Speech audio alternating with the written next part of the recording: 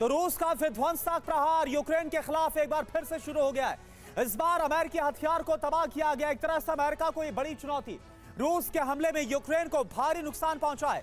हमले में यूक्रेनी सेना के कई ठिकाने तबाह किए गए। रूसी प्रहार में यूक्रेन को भारी नुकसान पहुंचा है। हमले में अमेरिकी पैट्रियट सिस्टम तबाह हो गया। कितना नुकसान पहुंचा ये आप देखिए। रॉकेट लॉन्चर की बात करें, 40 रॉकेट लॉन्चर तबाह किए, रडार सिस्टम 10। अब आगे क्या होगा?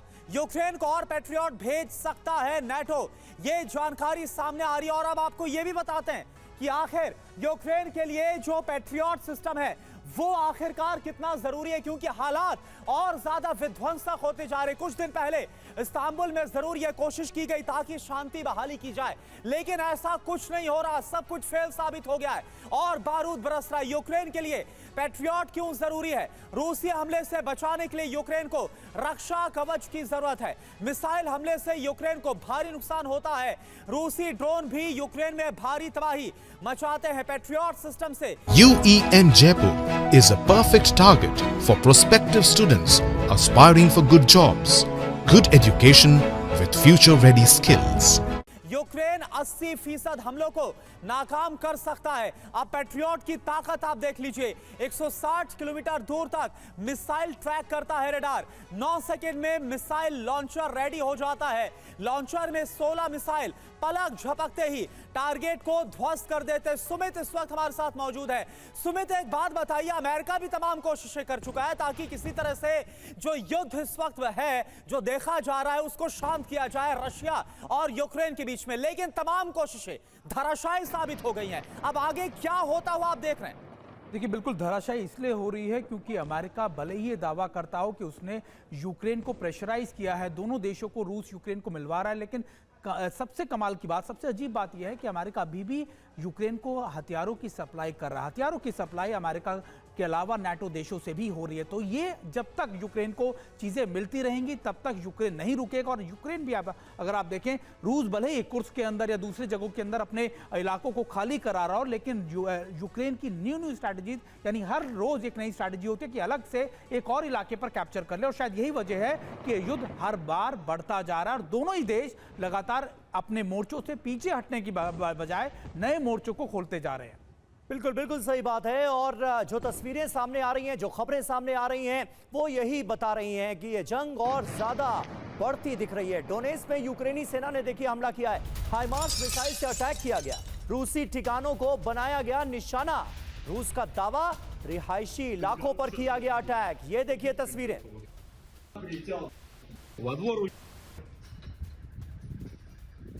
Еще походу прилетит.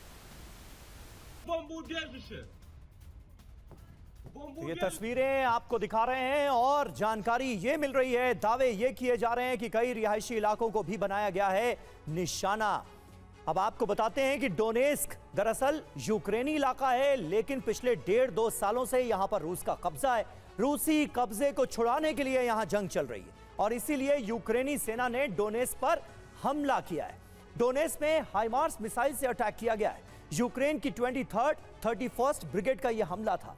रूसी आर्टिलरी पर मिसाइल दागी गई। रूस का दावा, हाइमार्स मिसाइल से यह अटैक किया गया।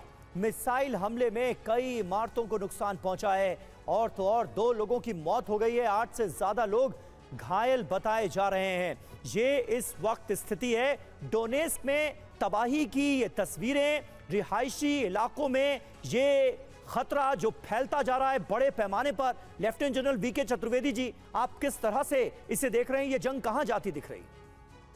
समीर, मैं समझता हूं कि ये जंग अब स्टेलमेट के स्टेज पर पहुंच चुकी है। रशिया भी पिछले 3-3.5 साल से इस लड़ाई में बहुत उसने शिद्दत के साथ पूरा काम किया, लेकिन उसका जो एंड स्टेट थी, जो उसका एक लक्ष्य थे, ईस्टर्न यूक्रेन, वो उसने हासिल कर लिया है। खैरसोन से लेके, उड़ीसा से लेके, लुहांस, डोनेट्स्क और खार्किव में भी, that is also area of interest, he may be interested कि खार्किव तक वो उसको ले ले। इसके बियॉन्ड वो नहीं जाना चाहता। वो कंसोलिडेट कर रहा है। ये जो वाकई बाकी चीज़ें हो रही हैं, ये सब परसेप्शन मैनेजमेंट की हम अभी भी इफेक्टिव हैं और बहुत कुछ आपका नुकसान कर सकते हैं। कभी एयर अटैक हो रहा है, कभी मिसाइल अटैक हो रहा है। ये सब चीज़ें इसको एक जान देने के लिए है। यूक्रेन की तरफ से अगर देखा जाए, बहुत ज़्यादा उसका डेवास्टेशन हो चुका है, बहुत सफ़र कर चुका है, और कोई भी देश, मेरी फर्म बिलीफ है कि डोल्स पे, ये भिक्षा के ऊपर अपने देश को डिफेंड नहीं कर सकता। और आज यूक्रेन में वही हो रहा है। वो कभी किसी से उसको 10 टैंक मिल जाते हैं तो कुछ दिन चल लेता है, कहीं कुछ एमिनिशन मिल जाता है तो चल लेता है। Patriot missile system is a very potent missile system, वो भी डिस्ट्रॉय हो रहा है। तो अब उनके पास इवन फौज की कमी है।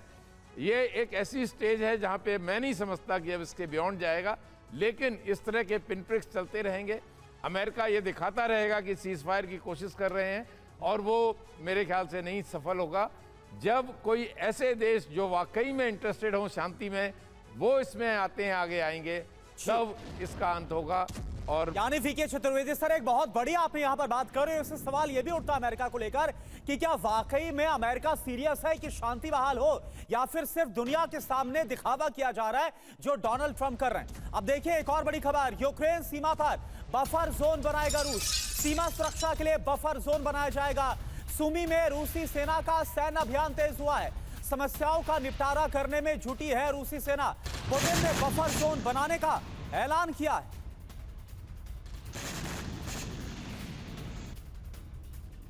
Трамп-Путин बातचीत से पहले делом.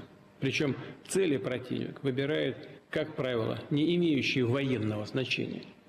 Мирные объекты, дома, людей. И события сегодняшнего дня только подтверждают то, что мною было только что сказано. При налетах дронов, действиях диверсионно-разведывательных групп охотятся за гражданским транспортом, включая автомобили скорой помощи, сельхозтехнику.